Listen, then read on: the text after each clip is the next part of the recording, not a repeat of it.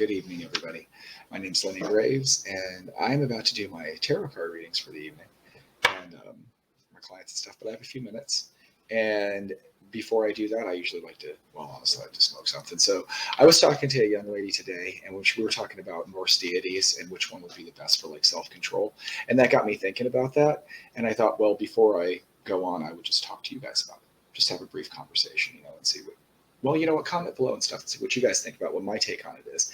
And while I'm doing that, I might smoke something. So it's be like a higher side chat or something like that.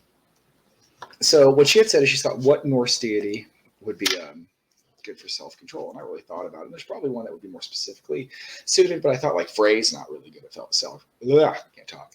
Frey's not really good at self-control. Neither is his sister Freya nor Njord. None of the Vanir really are. They're all really passionate and impulsive.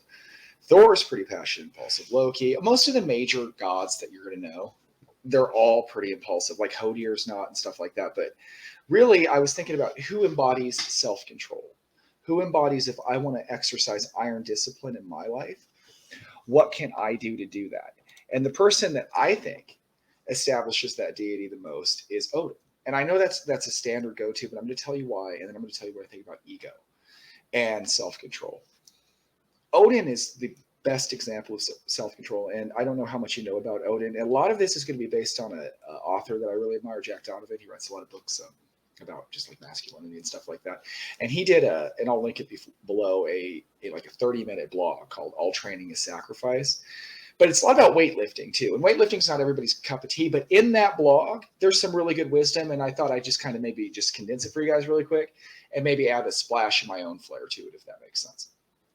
So Odin is all about manifestation of ego and sacrifice. When he hangs himself on the tree, he hangs himself on the tree because he's going to go and pursue knowledge. He chooses to go down to the well of Mimir. And he chooses to cut out his own eye just so he can pursue more knowledge, so he can learn the ruins and stuff like that. He's hanging out of trees, drinking. It's just, the story of Odin is all about self-sacrifice. But Odin doesn't really sacrifice himself for other people. It's not that Christian thing where he's dying for your sins or anything like that. Odin sacrifices himself for himself. And I want you to really think about this for a moment, is a lot of times, and this is kind of like a rehashing of the thoughts that he had, is like in Christianity or in Buddhism, and a lot of religions that we have, is it tells us to put aside our sense of self. Like we should be altruistic, like we shouldn't have an ego, or we shouldn't be proud, or we shouldn't strive, or we shouldn't do things like that, right? And I disagree with this. I believe that we should be proud of our accomplishments, that we should sacrifice, but sometimes we're allowed to sacrifice of ourselves to ourselves. When you go out and you lift weights, you are sacrificing of yourself to yourself. You're going through some pain and some trial so that you can come out stronger, so that you can be leaner, you can be faster, you can do whatever you want. If you're training a sport, if you go to learn something, you're going to apply yourself. Whatever you apply yourself, you are sacrificing your time and your energy. You're literally sacrificing of yourself. Your ego is doing this. So I say, rather than be altruistic with your ego, you embrace it.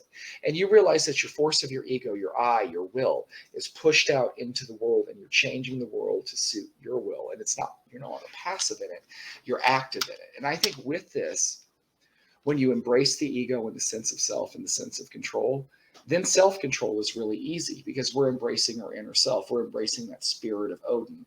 When we realize that any trial or hardship we go through makes us stronger, like Conan, that wasn't kills, makes us stronger. I don't know what the original quote was. I'm sorry, I'm just talking this all the time. Comment below if you know. But Odin makes us strive to be stronger, harder individuals. He's an example. And he doesn't coddle us. If you know anything about Norse gods, he doesn't coddle us at all. And here's something really cool about Odin that I dig, is Odin knows he's, for lack of a better term, he's fucked, right?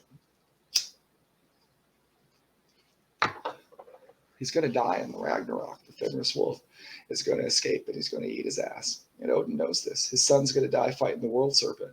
Loki's going to fuck everybody over, and nothing can be done about it.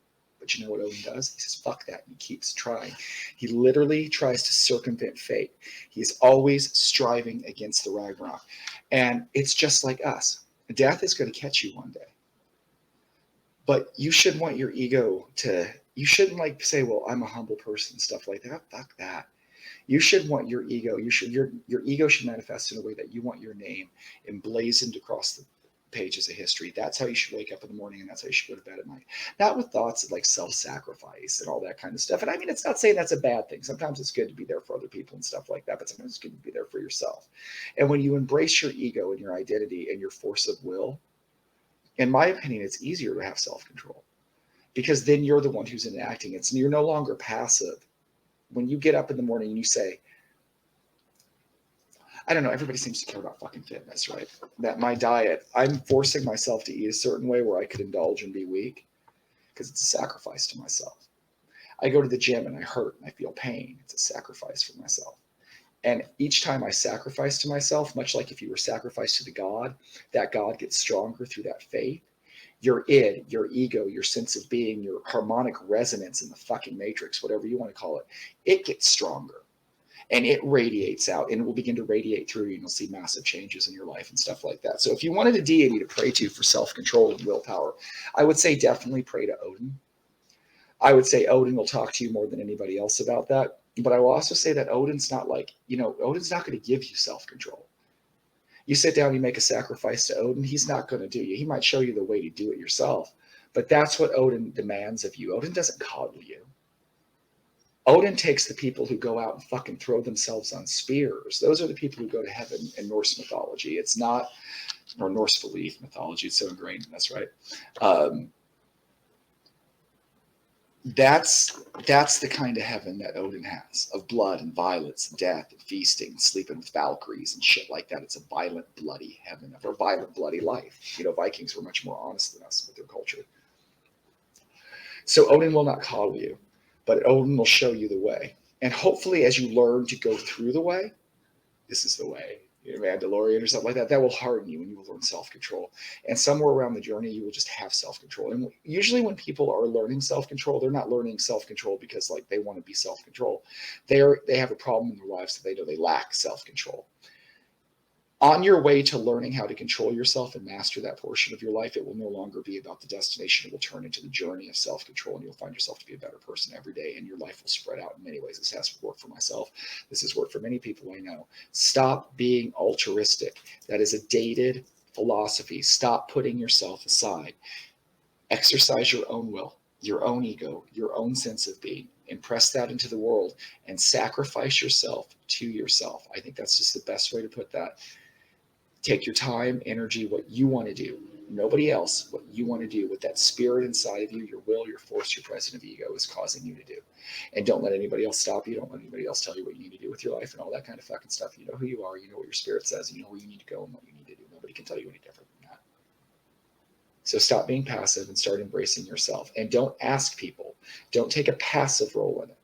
Don't say, oh, Odin, help me, or oh, Lord, help me, or whoever, or oh, my friends, help me, and stuff like that. No, this is about you making a sacrifice to yourself. And in this, you'll find self-discipline and control. And then people will come to you and they will ask you how you have self-discipline and control in your own life and all that kind of good stuff.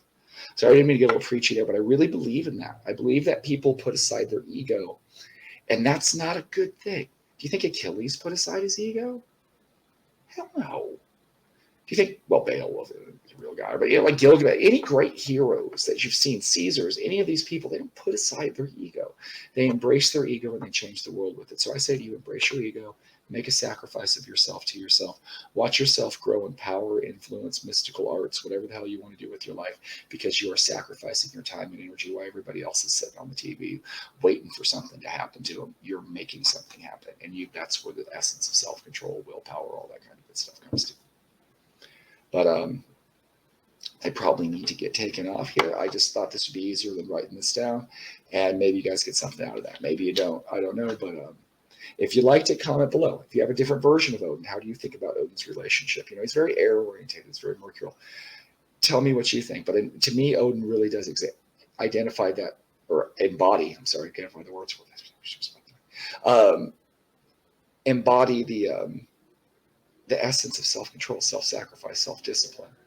Odin's the king of the gods. He's the all-father. He can sit on his throne like Conan all day, but he does not do that. He pushes himself again and again and again. And self-control isn't always about restraint. It's also about the ability to push in the face of adversity. You know, like if you ever watch Dune, where you stick your hand in the burning box, but you keep it in there because you know you'll live. Like some days in the morning, you want to get up, maybe lose weight or change your life. You got to get up in the morning. It's cold outside. Adversity builds character and strength. And it takes self-control to get up in the morning, day after day, week after week, and make the changes that'll change your life. So again, I hope anybody out there got anything out of it. This talk, if you did, let me know and like this, and maybe I'll do this more before I do my tarot card readings when I got a minute. I like to talk about all kinds of occult stuff, and I love to hear other people's perspectives. Like I said, if you like this, please like it, share it, let me know that you did, and then it'll encourage me to keep doing more. If you have any questions either about the occult or spiritual matters and stuff like that, feel free to ask me in the comments below. If you'd like to think about having your tarot card readings done, this is usually the format in which I do it, except I would be talking directly to you through StreamYard or something like that. Also, let me know. You can find me at Dysfunctional Enlightenment pretty much anywhere. I think I'm the only Dysfunctional Enlightenment on Facebook mostly. Anyway, you guys have a wonderful night. It's a full moon tonight. I hope when I get done here, I'm going to be able to go check it out. And again, if you have any questions, any comments, concerns, I hope you don't have any concerns. If you have any questions or comments, go ahead and leave them below. Thanks a bunch. Have a great night, everybody.